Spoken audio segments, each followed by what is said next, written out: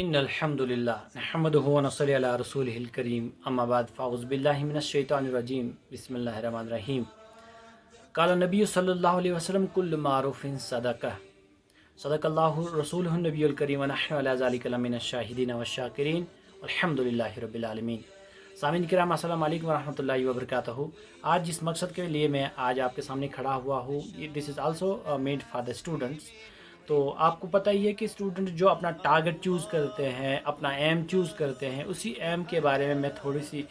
Guide lines دینا چاہوں گا، کیونکہ اوبویسلی اینڈ اوپنلی اکثر کیا ہوتا ہے، آلویز کیا ہوتا ہے کہ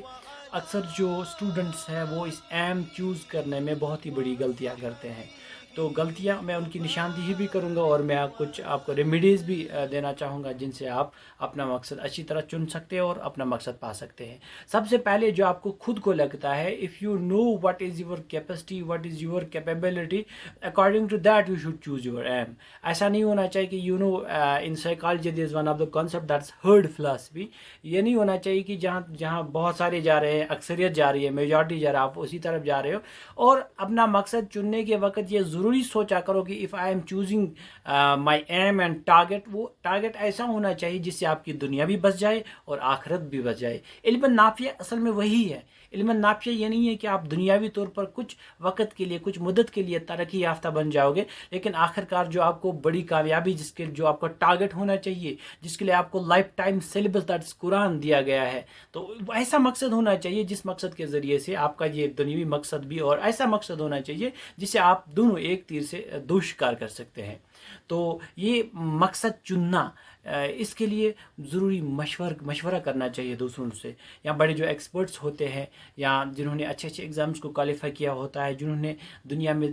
دن گزارے ہوتے ہیں، ان کے ساتھ مشورہ کرنا چاہیے جب آپ کوئی ایم چوز کرتے ہو۔ اور آپ میں دیکھنا چاہیے کہ مجھ میں کیا کیپیبلٹی ہے، اسی کیپیبلٹی کے لحاظ سے کنٹینیوسلی ایفرٹ کرنا چاہیے۔ دیکھو، سب سے پہلے جو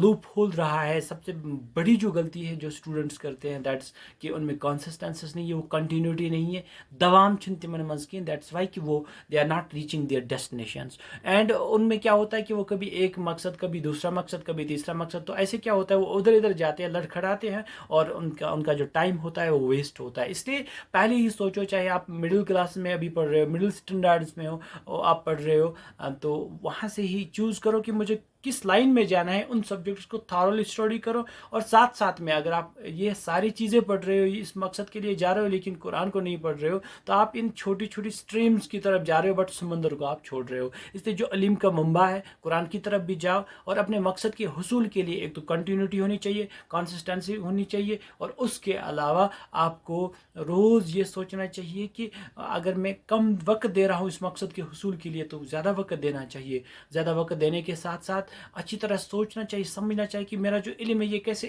علم نافع بن جائے گا۔ تو یہ چھوٹی سی کچھ باتیں میں آپ کو ایڈوائس دینا چاہوں گا، جو اس کو دیکھیے تو مجھے لگتا ہے بینیفٹ انشاءاللہ حاصل کرے گا۔ تو بالکل کل معروف صدقہ، میں نے پہلے ہی کہا کہ ہر نیک کام صدقہ ہے۔ اگر میری یہ اچھی بات کسی پہ اثر کرے گی اور وہ اس کو فالو کرے گا، تو انشاءاللہ تعالی میں بھی ثواب کا حقدار بن جاؤں گا۔ اسی لیے وَمَا عَلَيْنَا إِلَّا الْبَلَاغُ الْمُبِينُ۔